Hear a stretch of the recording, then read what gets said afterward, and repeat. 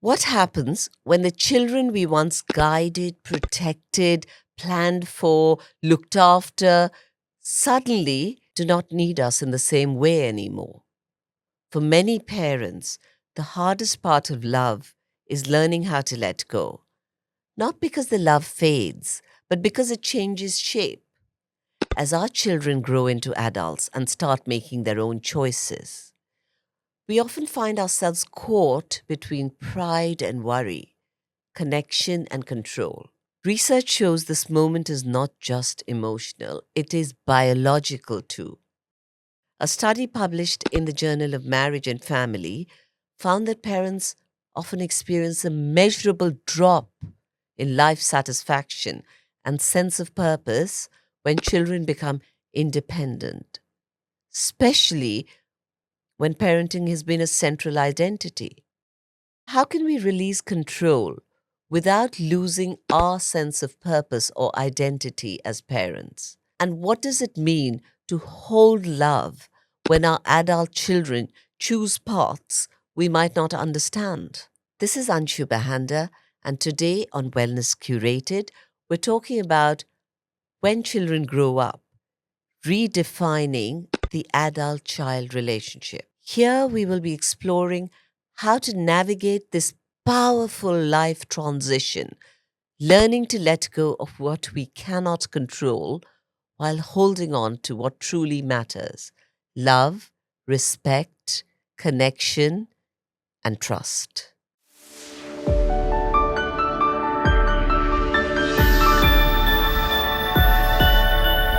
Welcome back to the Wellness Algorithm. We explore the ideas and inner shifts that help us navigate life with clarity and compassion. Wellness is not fixed, it grows and it changes with us, like I've said again and again, and it asks us to adapt as time passes. Parenting is one of the clearest examples of this evolution. As children grow into adults, the parent child relationship must change too. But how do we recognize when that shift needs to happen, and what does that change actually ask of us? What once required guidance and protection now seems to call for trust, space, and mutual respect. So, how do parents learn to make that transition in real time? To help us explore this tender balance, I'm joined by Dr. Darya Haitoglou, a psychologist, author, family therapist. She's well known worldwide for her work in relationships and emotional intelligence. She has 3 master's degrees, she has 1 PhD. Her approach blends science, empathy, and communication. And she helps people find clarity in life's most complex transitions. Before we begin, a small request. Please subscribe to the podcast. It's free and it supports our mission to bring you meaningful, well researched, and science based conversations. And if today's episode resonates, share it with someone who might need this information. Thank you. Welcome to the chat, Dr. Daria, and thank you for joining us today. Oh, thank you, Anshu. It's a pleasure to be here. Oh, I'm so delighted we managed to make this work because this is such an important topic. So the first thing I want you to tell me, from all the clinical sessions you've done, what is it that you see? What is the tension that you mostly see between children and parents as the children grow up? Well, as the children grow up, most tension I see on the side of parents is that they are not prepared to lose their role as a parent because it's almost like a crisis of identity. I once worked with a mother who said to me, my house is finally quiet, and yet I've never felt louder inside. And that's typical situation when children grow up and they leave, and that for a parent, the nervous system needs to reorganize itself because it's a kind of a shock. For 20, 25 years, the parents have learned how to manage children, how to control, how to organize, and suddenly that role gets dissolved. So Yeah, that's probably what parents are prepared for is independence, but they're not prepared to lose that role of being a parent. And that's where the tension comes from. So tell me, that causes tension, but do you find that very often the parents feel, and I've been through this, right? I have two adult children. Do you find that they feel feelings of loss or grief, even when the children are thriving? Yes, both actually. Grief and loss are very common feelings, and it's about that sense of transition. Some of the most interesting research findings we know from the studies that look at parents-children relationship when children grow up is that the first child who leaves home often, hits parents harder because it's so-called first empty nest syndrome. It's like the first child is much harder to experience leaving home rather than full empty nest. And we don't know how to prepare parents to live on their own because it's like losing a job or retiring from, serving 25 years in a company. Now, what do I do as a parent if I had my identity all around parenting? I feel that grief, I feel that loss, but it's like a metaphor of watching the tide go out. The sea is still there, but the shoreline has changed. So how do we navigate the sea? So, Daria, there's something interesting you said here, which was what I was thinking of when I was preparing for this podcast. You said 25 years. Now, I want you to define for everyone listening, what would you consider an adult child? Would you consider it 21, the legal kind of adult age in a lot of places? Or would you consider it to be 25 years when the prefrontal cortex develops? It's a really good question. So, in the developmental psychology, but also from the fMRI scans, we see that the prefrontal cortex gets developed throughout the childhood and early adulthood up until the age about 25 years old. So, yes, there are small shifts after 20 years old to 25, but there are some significant changes, especially when it comes to maturation of executive function of the prefrontal cortex. And when it comes to decision making, autonomy, and conflict resolution. So it's a very delicate stage for both parents and children who grown into adulthood.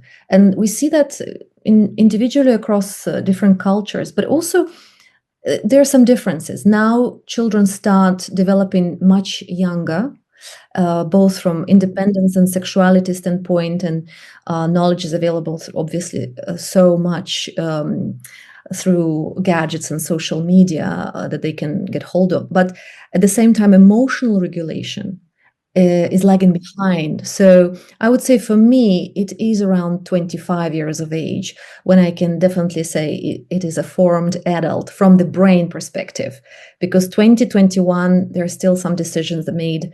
But you can also argue that adults can sometimes behave like children too. So there's sort of the spectrum, right?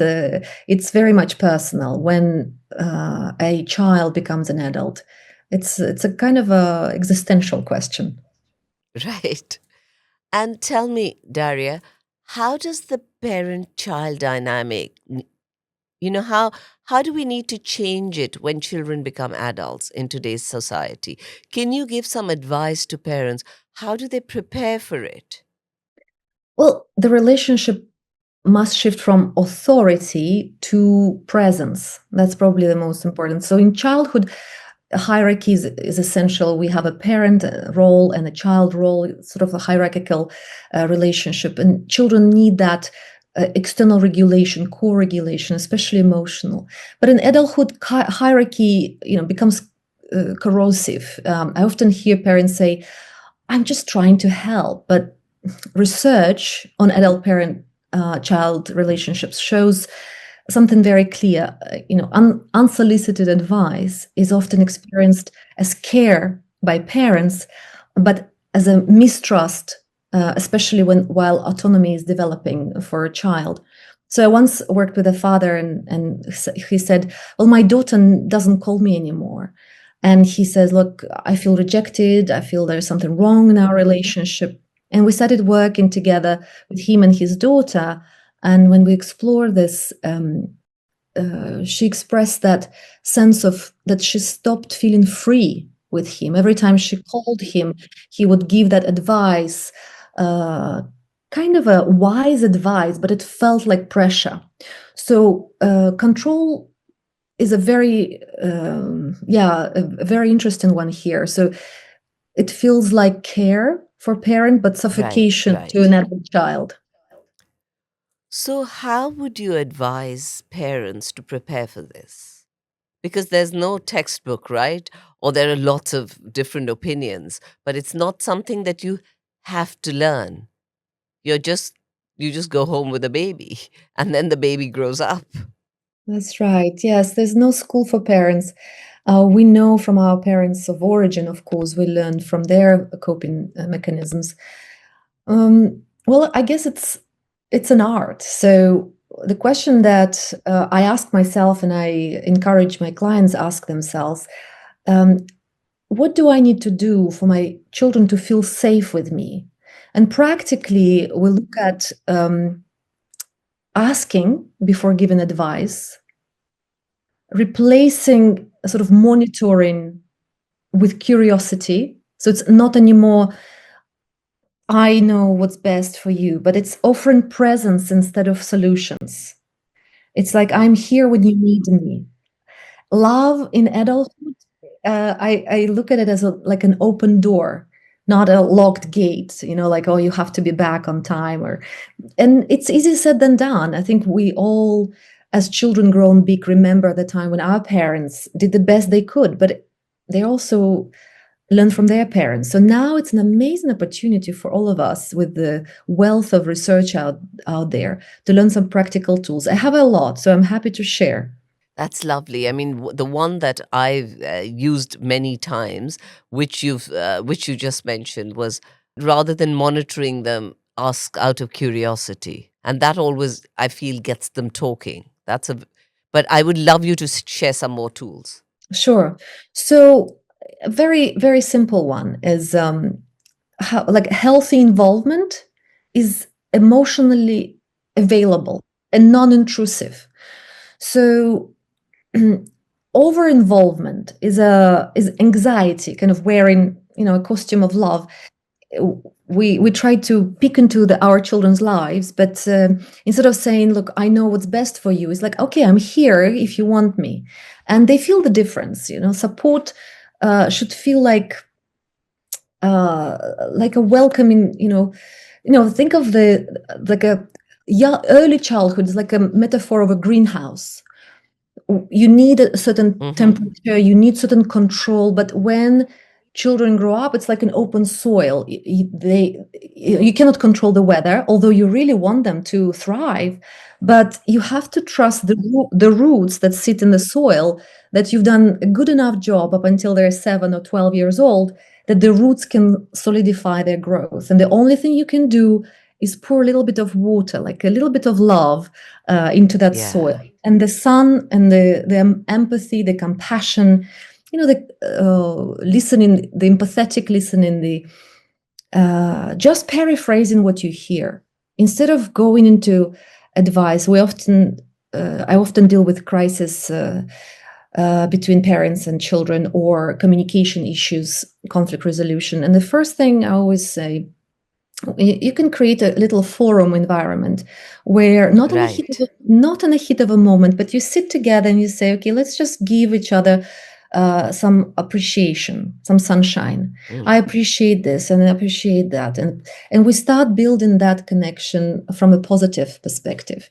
And then, of course, if there is opportunity, if they are open to that, we can talk about other elements of communication. But often the door may be locked. Maybe there have been so much helicopter parenting that children may not want for some time to engage, and that's okay too. Yeah. And I love your metaphor of the soil and the greenhouse, that initially it was the greenhouse. And the way I always say it to my kids is, parenting should feel like a warm hug, not a choke. Yeah. You shouldn't feel like you're being choked as an adult child, as young adults. But tell me, Daria, what happens when parents don't follow this rule? What happens when they carry on the same form of parenting that they did when their children were not adults? Well, the same form of parenting depends on what kind of parenting, if it's authoritarian, if it's permissive, what kind of style of parenting they continue. There are certain consequences to that. There's also different attachment styles. We can talk disorganized and secure, and what, of course, what we want in all forms and theories is that parenting becomes more of like coaching. It's asking open-ended questions without criticism or judgment. And especially when children are adults, this becomes less hierarchical, more open space conversation and invitations, more like Socrates, dialogue. And invitation of a new adult. It's a very hard one into the dialogue, but without overprotecting or intruding into their independence. Because you see, the stage is kind of like a second individuation. First, it's for a child; they become separate Mm-hmm. from their parents. But also, Mm-hmm. parents must separate from the caregiving role to Right. discover who they are, because if the identity has been I've been a parent and who am I now, that's a very, very difficult stage for me to go inward, and that's where the work starts, is letting go of that desire to parent, but just become a parent to my own inner child. It's easier said than Yes. done, but a lot of therapy, and I work with a lot of adults whose children become adults, because Mm-hmm. it's a good transition to start looking into your inner world. And there's so much uh, coping mechanisms that we discover from our family of origin, and how we can change them moving forward and open opportunity to a new becoming, a new purpose finding project. That's lovely. And thank you for saying that, because I think it's so important that we give our adult children independence, but at the same time, we don't lose the connection. Because I think young adults want their independence from their parents, but they do crave the connection. They don't want to lose the connection unless there's too much interference. So, can you give parents advice on how they can do both without confusion? Give them independence, but still have that connection.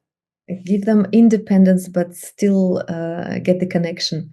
Well, um, the first, I guess the most important is to keep that sense of respect, because once we become both adults, equality is not, it doesn't mean we are the same. Of course, there's still age difference and experience difference, but how do I show respect to my child in a sense that I trust my child that they will make the best decision, even if it's not decision that I would like them to make, because that's how I grew up. That's my unresolved desires and hopes and wishes that I haven't fulfilled in my life, Yes. and I project them onto my child. So being aware and doing the inner work to not to do this kind of projection, that's already a big thing.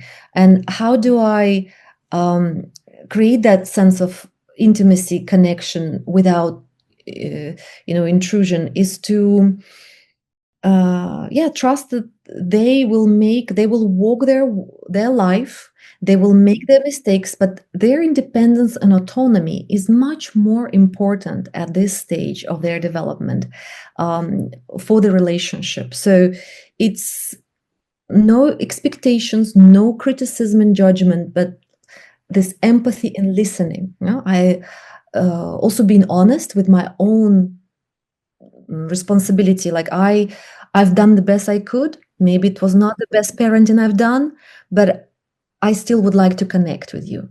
And instead of guilt tripping or putting some weight on the child Yes. by kind of shaming them to create intimacy, I would say, look, this is my need because I'm going through this transition. But again, very carefully, because when we put that burden of emotional weight that I'm experiencing as a parent to my child, they feel burdened. So it's Yes. an art. That's why there's so Yes. much coaching and therapy during the stage. And one of them is just to be careful, um, to trust, to establish that line Mhm. of trust, and um, become more individual and focus on my purpose, because I'm grieving that relationship of I'm not losing a child, but I'm losing that identity of being a parent. It's not role anymore. What do I do? Who am I? So focusing my attention onto my own purpose, on partnership with my husband, with my wife, and uh, allowing that child to grow up into adulthood and seeing them as an adult, like almost a peer. Right. And you said something very important here about guilt tripping, because I see this happening so often. I mean, I've even I've heard people say things like, how long do we have to live? And you're doing this to us. And, you see that and you think, you're just putting so much guilt on your child. So, the one thing I'm sure we all, at some level, guilt trip our children, but I think our generation needs to be very careful that we don't that we're conscious of the fact that we could be guilting our children. Yes. I think everybody does that in their lifetime. The difference we see in families when an adult can own and take responsibility for the mistakes and the misdoings, missayings, something that we say is so hurtful to our children, and just apologize and take that responsibility. Um, Children can repair faster when parents show um, uh, their ownership, their honesty about themselves. Right, Because it's right, their journey, they get triggered, they want the best. And of course, there's love, but showing love as control, or showing love as guilt tripping, it's just a burden for children. So, what we want is first learn tools, and there are some fantastic tools in many schools in therapy and coaching. And by the way, to find the right therapist is important, but also to find the right therapy is important, depending on, right, again, the attachment style and the parenting style, and finding that combination. For some people, Gestalt therapy would be better. For some, cognitive behavior or dynamic psychotherapy or systemic or individual or token therapy. There's many different modalities, but finding the right support system where a parent can reconnect with their parts of themselves that they've been put aside or they've been lost a little bit, so that they can regain that congruency, that ability uh, to process things without guilt right. tripping, without projecting their own burdens onto children. That's the first step. And also, I think it doesn't happen immediately when a child when a child is an adult. As from the time the child is born, they become more and more autonomous. They start walking on their own. They become less dependent on you. They start eating. They start going to school. So it's a slow process of letting go, you know? And you said something very intelligent about there's a lot of helicopter parents. I think if we start slowly letting go as they're growing up, it's not that much of a shock to the system, and they also grow up as more confident adults. Tell me what you think about that. Yes, in again, developmental psychology, we see different stages of development. So, for example, from birth up until the age of 7, it's a very important age when children need parents, and sometimes that's when it starts clicking. It's like, I do it for you, and I learned for 7 years. It's a very long time to do something for a child. It's part of my habit as a parent, right? When the child becomes 8 or 8 till 11, we call it a stage of I do it with you stage. So Right, I right. participate in processes and really walk that journey with you. Up until a child becomes 12, 14, when I step back as a parent, I see how they are developing autonomy and authority from the inside. Because if I'm not careful, if I'm too helicopter kind of parent, then they start resisting, they start rebelling, they start provoking, that we see a lot of disobedience in the stage. And especially when they're 15 plus, this is a stage of I trust you. I allow you to be a person, you've grown. I've already put all the seeds in the soil, and I just wait and I water. That's what I do. I love you and I trust you. You make the right decision, and I'm here when you need me. Of course, I still put some healthy boundaries. I still provide Right. resources that make sense, and still make decisions for the next decade up until they're 25. But this is a very interesting decade where we navigate in waters, the open sea, and it depends on the weather, it depends on their peer group, it depends on the micro and macro level stability or not, it depends on the financial situation, on dynamics of parents, dynamics of siblings. There's so many factors that we can go Right. into. Right. So every family is unique, but we also see similarly different patterns that travel across families. So, Daria, tell me, in a lot of cultures, very, very supportive, loving cultures, but what happens is the parents build much of their identity around caregiving. Now, how would they redefine themselves when the children no longer rely on them? Can you give them some advice? That's a great question. And a lot of women, they when they become mothers, and also men in some cultures, when they become fathers, they lose that identity of a working parent. They become more of a parent. And when the parents leave, they start asking that question. So, what am I going to do? Who am I? And the best thing is, this is a great time. It's like a crossroad. Which direction? I have choices now. Yes, I may have certain resources that I've gathered, like management skills, and we play roles of parenting. Is not just parenting, it's organization, it's management, it's leadership, it's multitasking, it's super vigilance, which is a skill on its own, how to be very aware of what's happening in the environment. These skills are very applicable to many professional endeavors, jobs, but also creative tasks. This is an opportunity for a person to look into what is their purpose, longing, vision, meaning. It's existential, but also a very beautiful piece of work that I call it a purpose quest.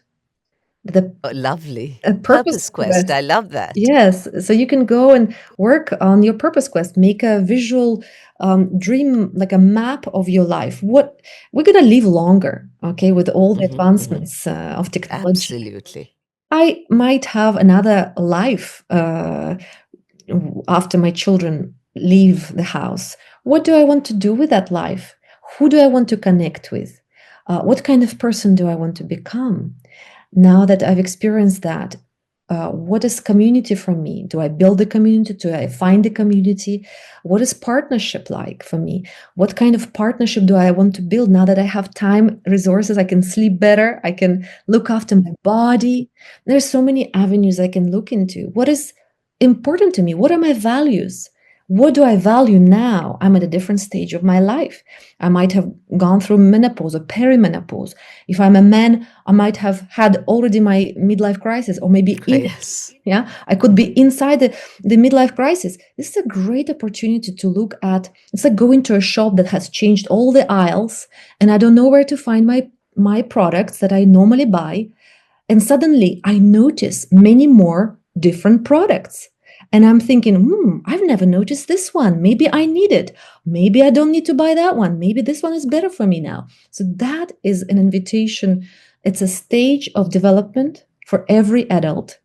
And we look into the stage. We do not teach humans Right. how to go through this transition. It's one of the most difficult and most fulfilling transitions of our life, I think. That's lovely. Difficult and fulfilling at the same time. That's true. And that's when parents need to go, like you said, purpose quest or find their ikigai, find their purpose for being outside just parenthood. But tell me, what do you see are some of the most common mistakes that you see parents making during this transition? When the child is going from being reliant on them to independent. So, what do you see as the common mistakes which seem to push children away from their parents? You see, I work also individually, but also at retreats, and we have sometimes parents come in with their children.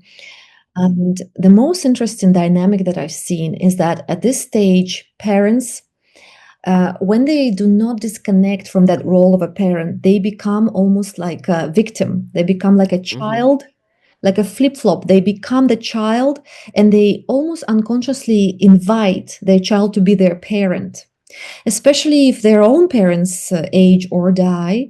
At this stage, they feel triggered by that lack of a meaningful role, of an identity crisis.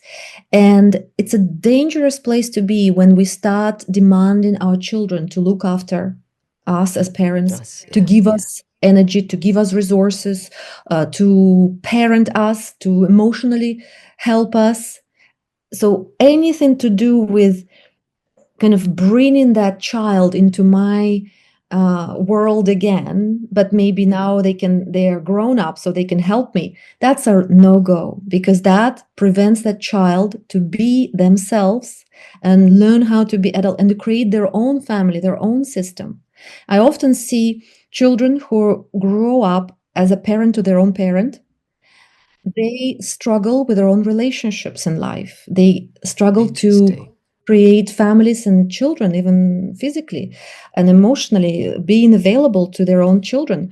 So we see these flip-flops, generational flip-flops, I call them, where grandparents are more connected to the grandchildren versus parents connecting to their children.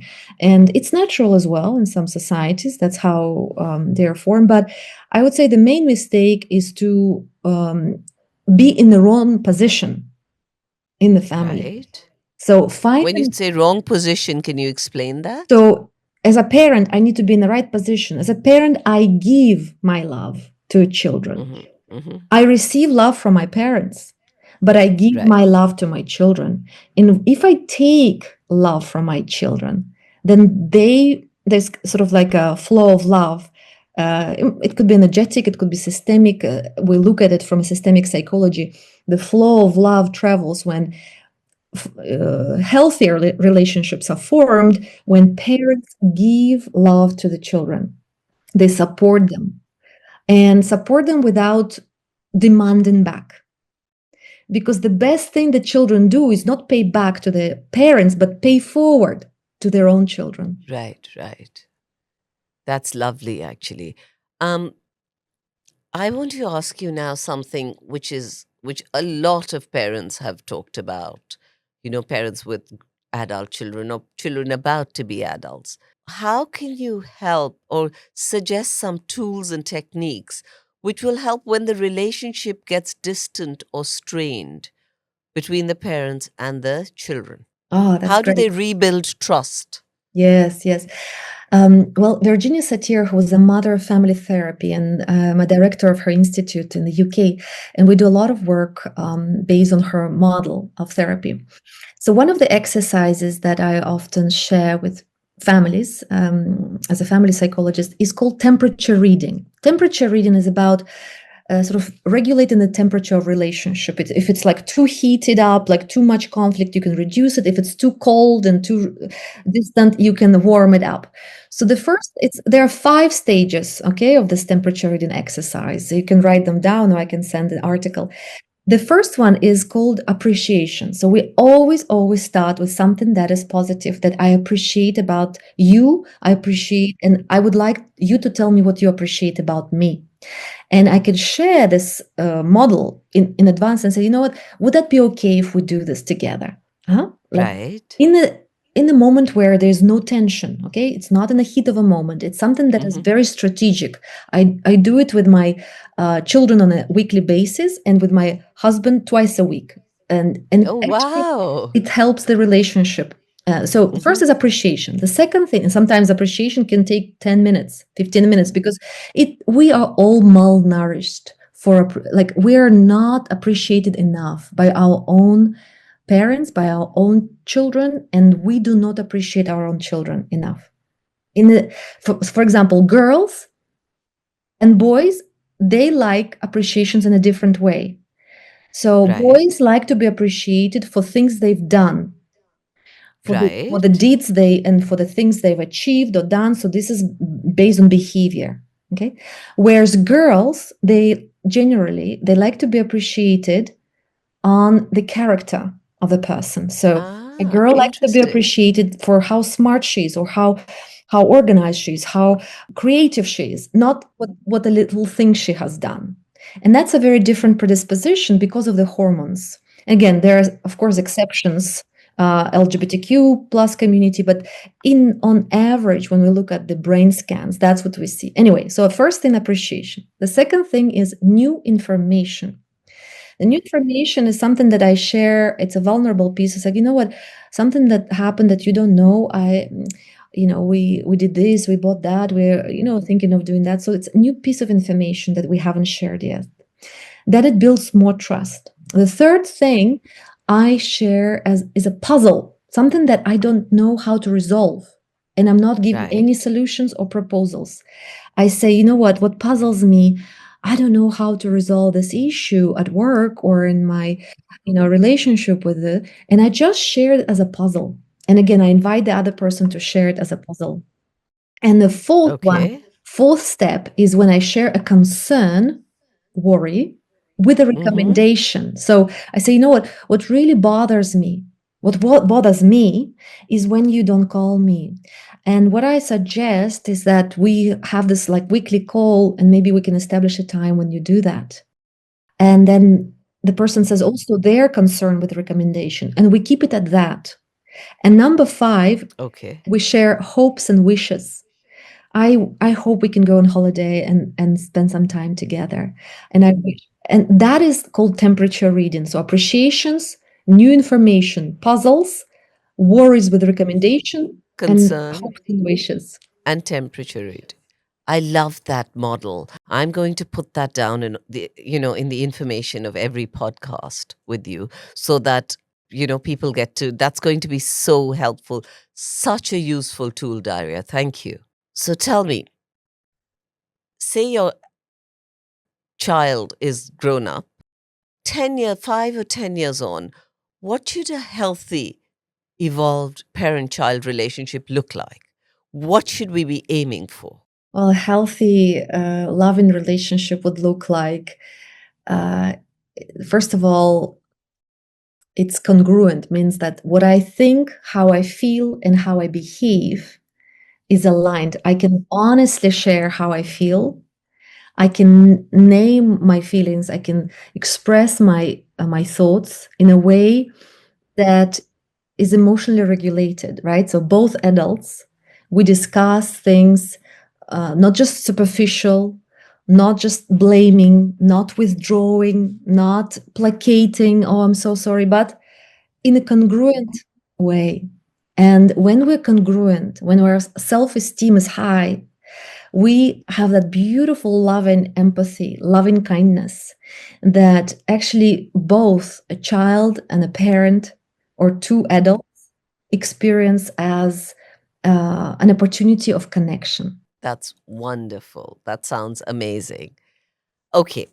Any last piece of information before we go to the rapid fire round? Anything you'd like to advise parents or even children? Well, we are always children grown big. So remembering that we once were a child and looking at the family of origin as the starting point, and maybe even back generations where we come from, knowing our history, doing our own work, and just passing less problems to the following generation, less criticism, less demand, less hurt and pain. This is already good. And as a child, this is my work that I'm going to do. I cannot Hmm. change my parents. I can change Hmm. the way how I feel and behave towards them, but also how I build different model, different system, different family relationship. And there's always hope. There's because this is a relationship of learning. And yes, sometimes it's very painful. We go through grieving, sadness, and there's a lot of help out there. So finding the right facilitator, the right guru, the right guide, the right therapist, the right coach, um, the right mentor to Help. Yes. help to build this new system so that our planet becomes better because we become better and we build better relationships. And like you said, it is one of the most difficult relationships, but it can also be one of the most fulfilling relationships in life if we get it right. That's right. Yes, and I think, and we know from the Harvard study, the longest study done on in the history of research, I think almost 80 years, we see that the most important factor for happiness and success is the quality of relationship we have with our close beloved ones, close people. Absolutely. And even in the blue zones, one of the important things is relationships. It's so important everywhere. Yes. So now we're going to go to a fun rapid fire round where I'm going to give you a question and you tell me, say hold or release, which means should parents hold on or gently release? Okay. So, okay, giving advice when it's not asked for, Release. knowing every detail of your adult child's life. Release. You know, I say to them sometimes, by the way, too much information. Um, being the first person they call in a crisis. Well, if there's trust, that would be great. Yes, so that's definitely a hold because you want to be there. You know, you know they feel safe with you if they're calling you. Being responsible for their emotional happiness. Oh, we can't really. So just doing the best we can for ourselves. Release. Trusting their choices even when you feel anxious. Oh, yes, yes. The best thing we can do, the best gift we can give to our child is our own calmness about and trust in their own choices. Actually, on this one, I want to ask you a question. When you know your child is making a mistake, what do you do? Your adult child. Oh, adult child. So when they're 25 and above, Yes, yes. You can see it. I You can see they're making a I mistake. bit my And a lip. major mistake like a marriage. Yes, I bit my lip because Okay. because the wise people would say the best learnings are from our own mistakes. But of course, we want the best for our children, so very few parents would manage to restrain themselves from giving their opinion. So I wouldn't raise expectations to say it's impossible to share it, but the reality is most of the time they will make their own decisions. And if they don't, if they follow, I tell you my example. I married my first husband because my parents wanted me, and I did the best I could. I was such a good daughter, and I did the best I could, but the marriage did not survive. And I'm so happy that I'm married currently to my soulmate, and we've been together for 17 years. And you know him, Alex.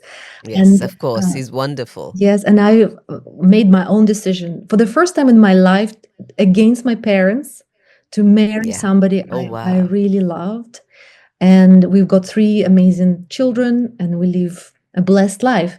And I'm sure there are many examples of that kind, that we find our own destiny. Child 30% mama, 30% papa, but 40% themselves. And Right. honoring that their own self is very important. Thank you. Thank you, Daria, for that heartfelt and eye opening conversation. As you can all see, we have this incredible conversation with Dr. Darya Haitoglou. She's given us this little framework, which I'm going to use with my children. And I think it's fantastic. She reminded us that love is not about holding on tighter, but about opening our hearts wider. And I think in this modern society, letting go does not mean losing connection.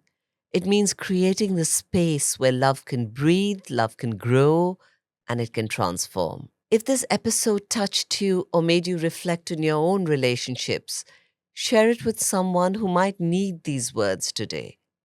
And don't forget to subscribe, it's free and it helps us continue creating a community that learns, supports, and grows together. I'm Anshu Bahanda, and my message to you today is be gentler with yourself, stay open to change, and remember every season of love has its own kind of beauty. Thank you.